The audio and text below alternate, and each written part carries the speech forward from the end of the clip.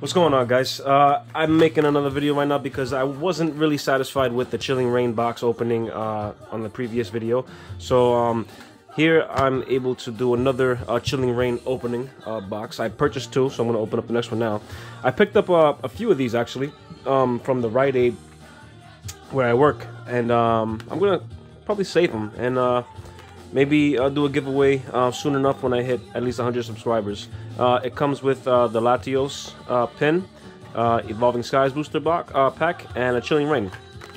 I think it's a pretty good deal, seeing that Evolving Skies is now going for above $8, like anywhere between $9 and $10 per pack per now.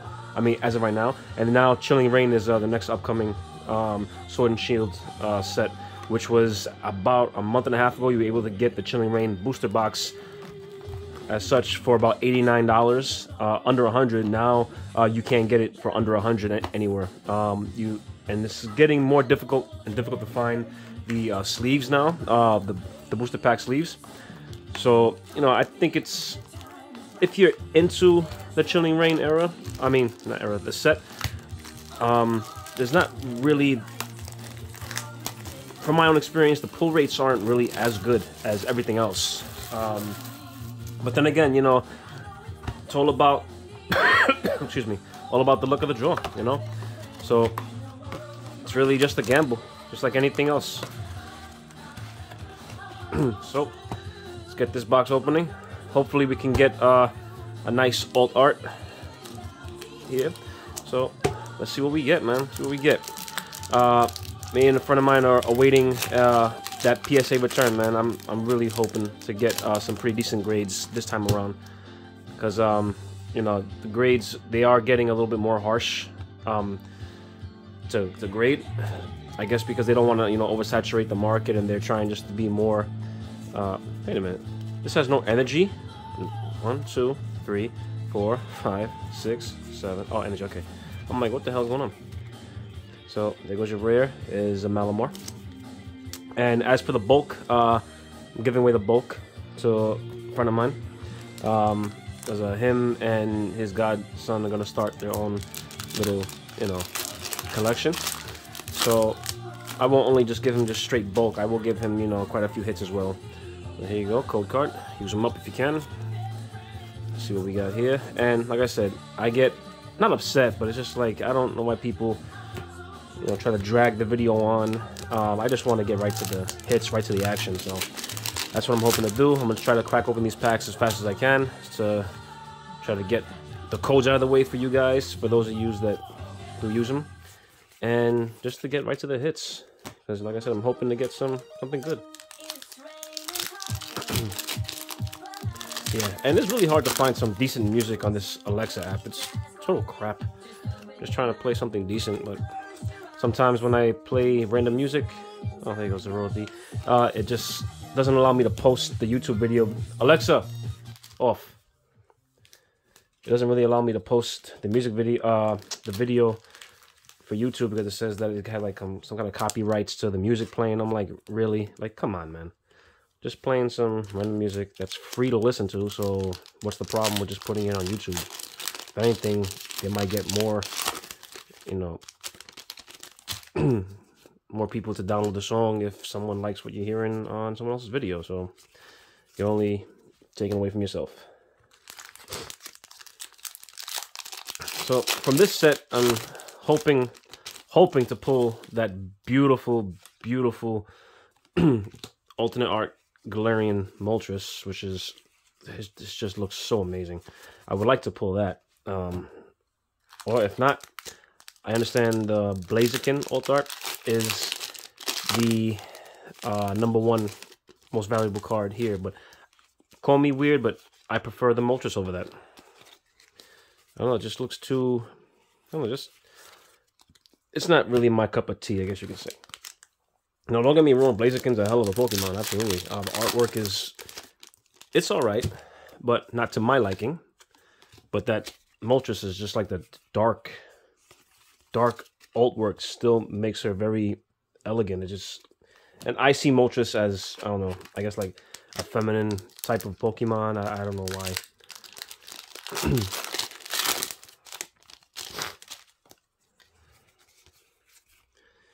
Oh, yeah, these hits aren't really...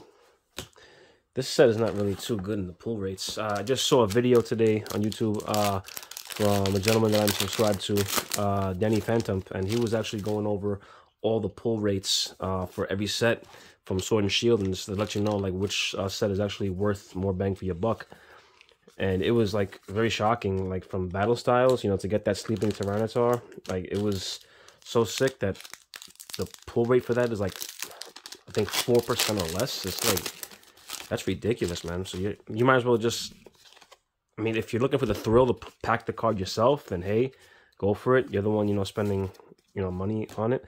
But I in the end, if it's a card that you really desire, I think it's worth it. You just go on OfferUp, eBay, Amazon, not Amazon, but OfferUp, eBay, or even a card show to purchase the card that's already been graded as well. So you're taking away the extra fee you have to do and the process and time to send out the card to either PSA, Beckett, CGC, and you're getting the card right there. I think it's worth it just to buy the card outright instead of spending however much money it costs you to open up as many packs to get the card. Which is why I think a lot of people has been purchasing quite a bit of graded cards now, because it's like, would you rather spend money on possibly, I'm not giving any exact numbers because I don't know exact numbers, but this is just a guesstimate. Since I've opened up, I would say this year, I've opened up maybe anywhere between 10 to 15 booster boxes of Chilling Reign. I would say, you know, it would cost that much from my own experience, as I just gave the numbers that I purchased. I have yet to pull any major alternate arts from Chilling Reign. I haven't. So if it's going to take me that long, imagine how long it'll take someone else. So you're spending that much money. So do you really want to spend all that money on all those boxes, which end up over $1,000, or just buy the card outright? That'll maybe cost like $200-300 if it's graded at a decent grade, whichever one you want. But if you want the perfect 10, you know, you'll pay a little bit more of a premium because it's the perfect. So I think it's worth it to do that. And I'm only speaking, like I said, from experience. I have not purchased any graded cards from anyone. However, I do sell the cards that I get graded, and there goes my secret rare. It's a Bronzong. So, well, that's a gold card. I have not pulled this until today. Gold cards, I will gladly take. Secret rare. Look at that condition. Centering is actually pretty good. It might be slightly heavier from left to right, meaning it's a little bit thicker on the border edges from left to right. Other than that, everything is pretty good. And this is like probably one of the first cards that I've personally seen, or therefore that I've recognized, that how the Pokemon actually comes off and over the border, like outside the card. Sorry about that. I was off the camera. But how it kind of looks like it comes off the card. And the centering is actually, yeah, it's not bad. There's no whitening or anything. That's just a freshly packed card. And I'm going to put that into a loader. So when the time comes and I want to get it graded, it's good to go. And I've been watching another video. I just don't remember the name of the gentleman that was showing us how to pack cards for shipping to PSA graded. But I give all my cards that I want to get graded to my friend Will, and he does all the packaging, labeling, paperwork, and all that. So that's actually an easier part for me. So I'm actually very grateful for him. Very grateful for that. And I just gotta pay for it, and bam. So I do sell some graded cards. So far I've sold 4 alt arts that I had, which was the Umbreon V alt art. I sold the Sylveon, Mewtwo, Leafeon, and as a first time buyer from my account on OfferUp, I was throwing a little bonus when I can. So with that purchase for all 4 alt arts, I gave the gentleman a PSA 9 Psychic Golden Energy Secret Rare from Chilling Reign. I do have another one for sale, but that one's a PSA 10. I have the Radiant Charizard at a PSA 10, at a 10. Everything I grade is with PSA, so I'm just gonna eliminate when I say PSA like, number. Just the Radiant Charizard is a Gem 10. I have the I have the Golden Secret Energy, Lightning Energy from Evolving Skies. That's a 10. Psychic, that's a 10. I have Mysterious Fossil from the Fossil set. That's also a 10. I have a Blaine's Moltres first edition. That's a 6. Although I didn't purchase that and I didn't pack that. I bought a mystery box. Well, it's like I did buy the mystery box, but I didn't. Meaning all the bulk that I had over this year, I had maybe anywhere between 3,000 to 5,000 bulk cards. I sent that into Darian's Pokemon because they accept bulk and they use it for stored credit. So I sent in all that bulk and they gave me stored credit, and I was able to purchase. I think it was they were selling mystery boxes from Troll and Toad, and I got the mystery box from Troll and Toad, and it came with first edition Blaine's Moltres, and they were actually surprised too because I looked really hard at the card. They looked really hard at the card, front and back, zoomed in, everything, and we could not find any creases. Like, see this card?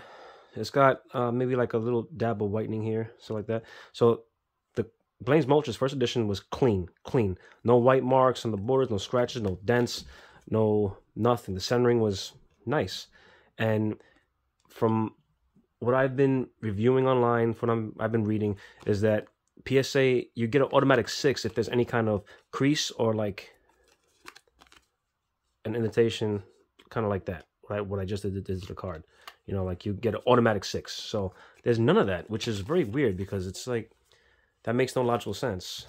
Like, why? Like, someone must have had a really bad day, one of the workers there. So, but I was really debating on doing a crossover or a possible regrade, but I just wanted to see if it's worth it. Maybe when I have an upcoming card show in my area or near to me, at least within maybe 30 to 50 miles near to me, then I'll probably take it to the card show and see if anyone would say that this is definitely a card that's worth cracking out the case and get it regraded. Okay, you got a full art Volcanion V. I believe I did pull this once or twice before. So as of right now, we got a total of 1, 2, 3, 4, 5 hits, including the one secret rare. And this secret rare Bronzong is, was it number, it's looking like 223 of 198. Let's get the back card. This is the last card, the last pack in the box. I'm just seeing, maybe I'll just go out of order, just start picking at random instead of going in order the whole time. Cold card. Let's see. Boom. Cast Form Snover. Warring. Nothing. And I am also going to show one pack that I was explaining to a friend of mine.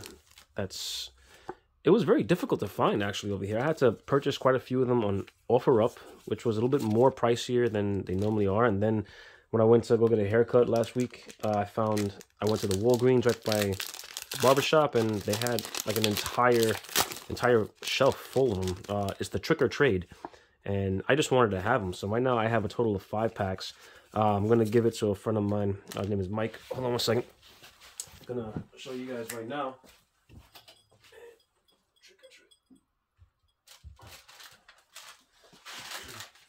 This is one of the 5 bundles that I have. Comes with 40 packs in it. Trick or Trade. It's a special like feature, like I guess you could say a holiday one. So this is specific for Halloween. Trick or Trade trading card game booster pack featuring Gengar and Pikachu on the front. And you can see here includes 40 mini packs of Pokemon TCG cards. Oh, sorry, but I hit the camera every video that I do. Every video I do, I hit the camera.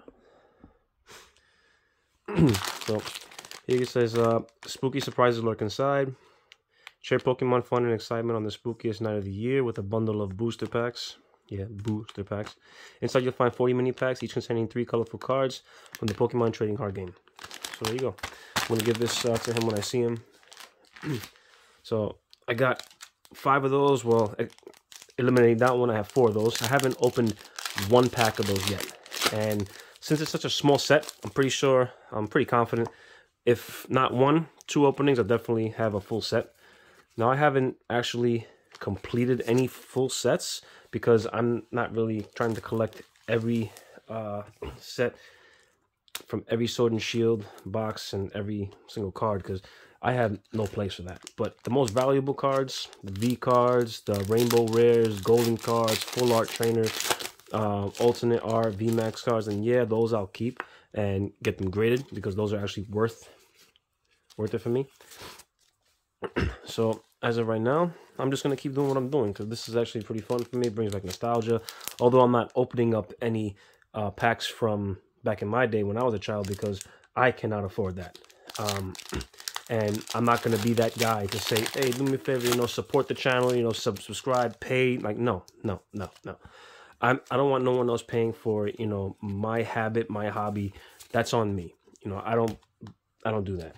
And sometime down the line, if you happen to come across one of those viewers that are very wealthy, very generous, and they decide to like donate money to my channel, what I would do with every single penny, I would not pocket a single penny. What I would do is provide a proof of purchase that I purchased vintage packs, and I will actually, if I have 100 subscribers, I'm able to buy 100 booster packs of vintage Pokemon. I would send 1 pack to every single subscriber, and that's the kind of guy that I am. I would like to believe that, not would like to believe, but I am a man of my word. So that's what I would do, because like I said, I'm not here to make money off of you guys because I do this for fun. I do this as my hobby, my thrill, my vice. This is fun for me. And I know a lot of people are saying, well, if you're doing something you love, why shouldn't you get paid for it? I'm doing something that I love. I'm a carpenter, and I love working with my hands, and I'm getting paid for it. So this is extra for me, and this is fun. So I said it once, I'll say it again. I just want to, you know, try to help people build their collection. I met a young man today on a sale that I had for my PSA graded card, which was the Radiant Venusaur. And I already made him a promise as well. He came all the way over here. He purchased it. It was a grade 9 for Radiant Venusaur. And as I tell people when I'm for offer up, if you're a first-time client and you made your first purchase, I give you like a small bonus. So the bonus that I gave this gentleman was a Brilliant Stars booster pack long sleeve. So I gave him that, and I also told him I have 41 cards in process of being returned from grading. So I also submitted 4 more Venusaurs, Radiant Venusaurs, and if I get one of them at the PSA 10, just give me, you know, $5 more, and I'll swap it out. Give me back the 9, and I'll give him the 10. Since it was his very first graded card purchase that he ever had, so you know, I want his experience, you know, to be worth it. And if it's gonna help him grow his collection that he's trying to build, then why not help someone out? And since I pulled multiple, I'm more than confident I'll have more than 110. So you know, why not help him out? And that's what I am. I'm a man of my word. So that video would probably be done, I would assume, over after the Thanksgiving holiday, because it said it's in the last stage, which means it's probably on its way to get shipped. So we'll do a video when my friend Will receives it. I pay him my share for my cards, and we'll make a video on the graded cards that he got and the ones that I got. And if I get the 10, I'll announce it. And if that young man is watching, then he's got one of those swaps that I made the promise for him to. So we open up all 36 packs, and we got 1, 2, 3, 4, 5, 6, 7 hits. So not really good.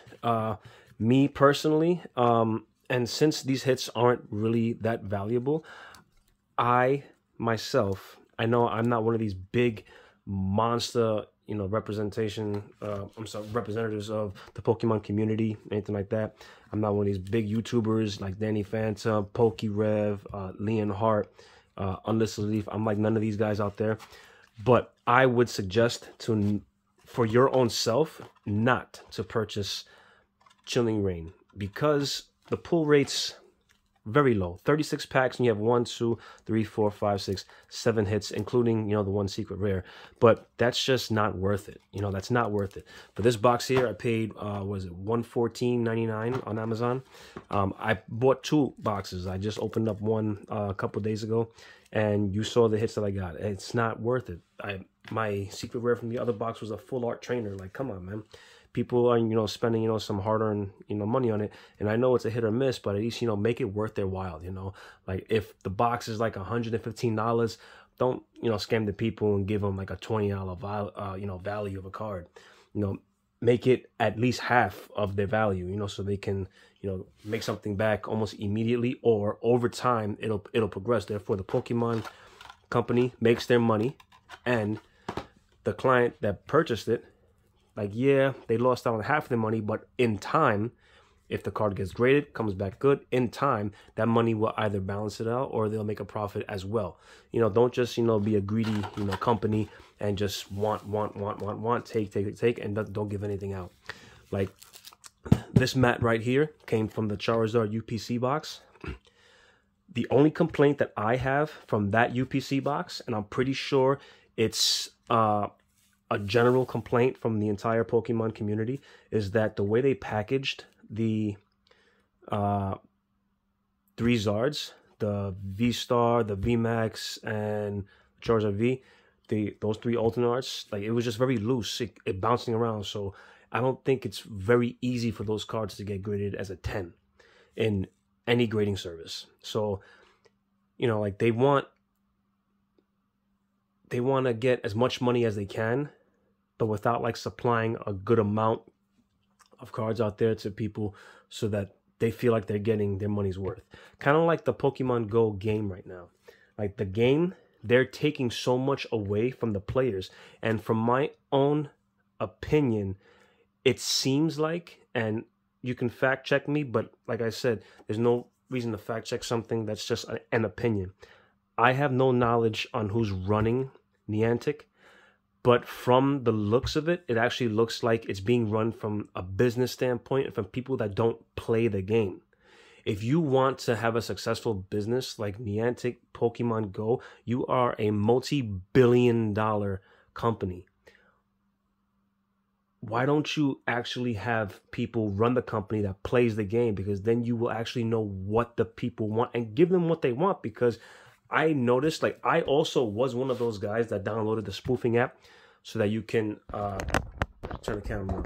I was one of those guys that downloaded the spoofing app so that I can, you know, get certain Pokemon, because I think it's kind of wrong and messed up that you gotta, you know, travel. You gotta buy either a bus ticket, a plane ticket, a hotel. You have to spend so much money. You have to take a vacation just to do a safari zone. Like, yo, that's kind of messed up. Like, why would you want to limit that?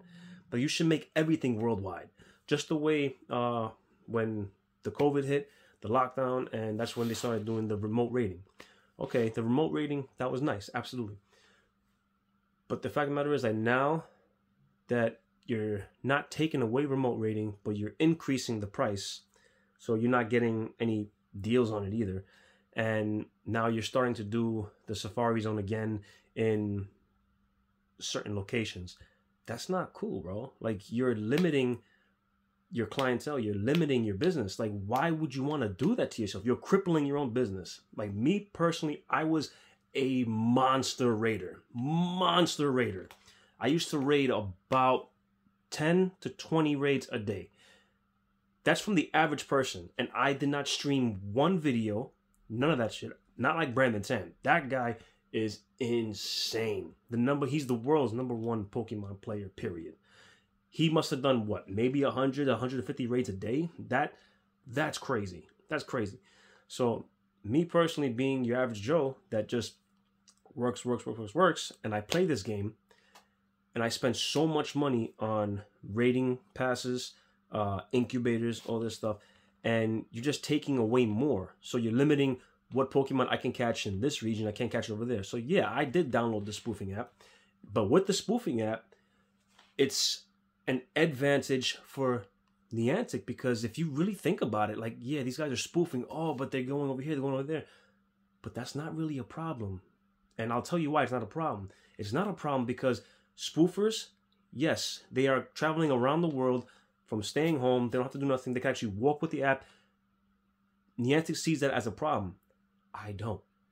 For the simple fact that spoofers, they will still raid.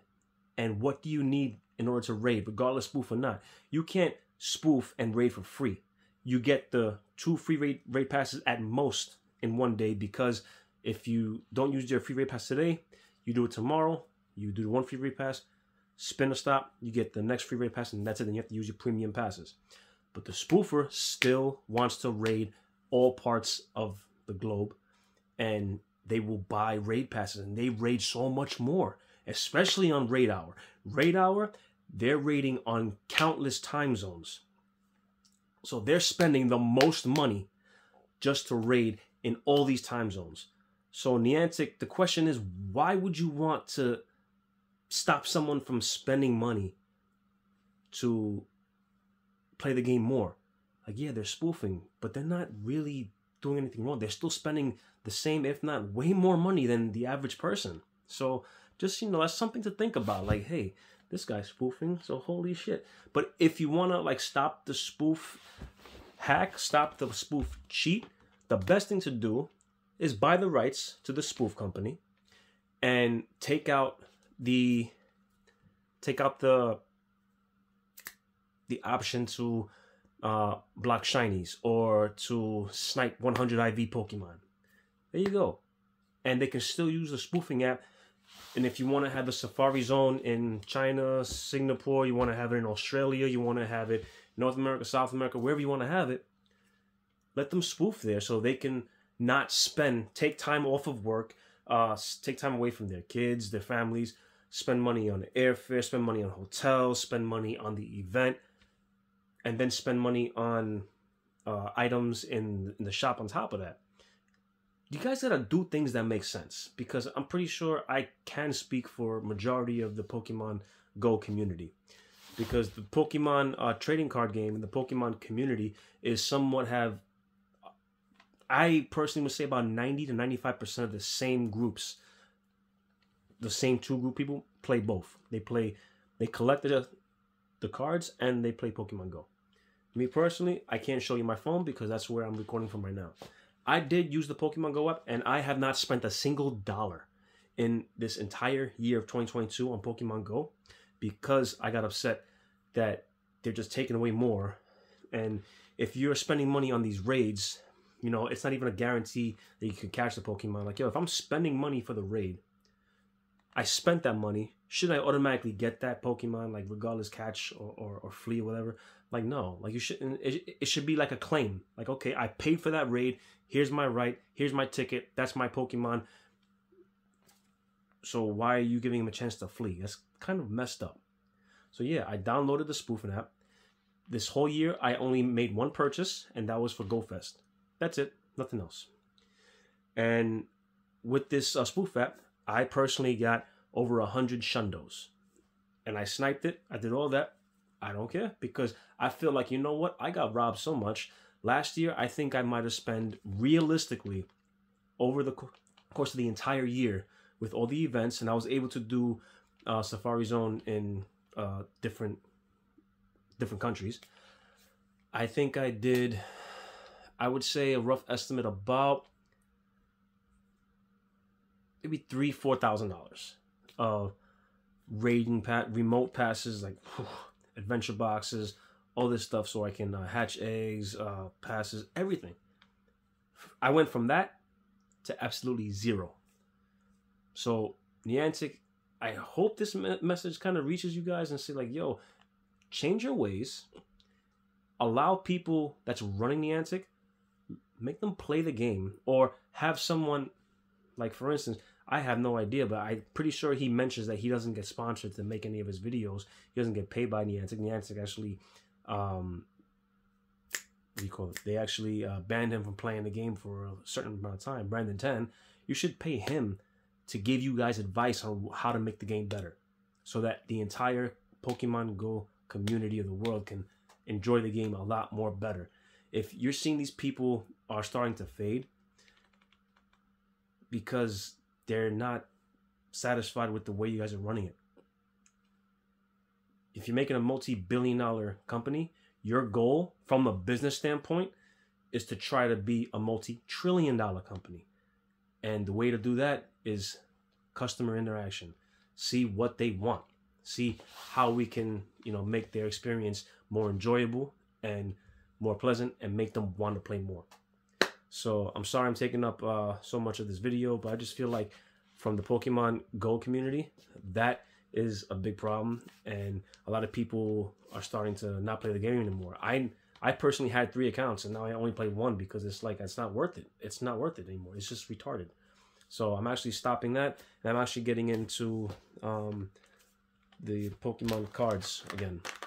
So I have a nice collection, good value, and everything that I get graded, I sell those graded cards, and I make money off of that, and I purchase new cards with the money with the profit that I made from those, and also with the profit is what's paid for the next set of cards that I'm gonna get graded. So hopefully, like, the Pokemon makes money for itself, and that's what I'm looking to do. So guys, thank you for watching, and again, sorry I wasted so much time on this. I just feel like there's something that needs to be said. So with today's hits, you got the Gold Bronzong, you got Sandaconda VMAX right here, you got the Galarian Snow King V, you got the Full Art Volcanion V, you got the Celebi V, you got the Ice Rider Calyrex VMAX. Boom. I have countless of this guy. And you got the, what's this? Oh, Zeraora V. Bam. Those are the pulls. So, again, my own opinion about this set for Chilling Reign. Not a good investment. Not a good investment if you're buying to open them looking for hits. Possibly a good investment to purchase the box, the entire booster box. Hold on to it. In time, the price, the value of the box will go up, which is what I did for Evolving Skies. Purchased them at $200 a box. Now it's almost $300 per box. And I'm going to hold those off because that, in my opinion, it's actually, I think it is a fact that in the Sword and Shield era, Evolving Skies is the best bang for your buck because you have numerous amounts of hits that's worth so ridiculous amount of money. So thank you for watching, guys. I really appreciate it. You guys have a good night, and if you guys can, if you sat through the whole video, I really appreciate you. And if you can, just spread my channel out just by pressing the like button, and possibly my videos, my YouTube channel can get out there into the community. Thanks for watching, guys. Have a good night.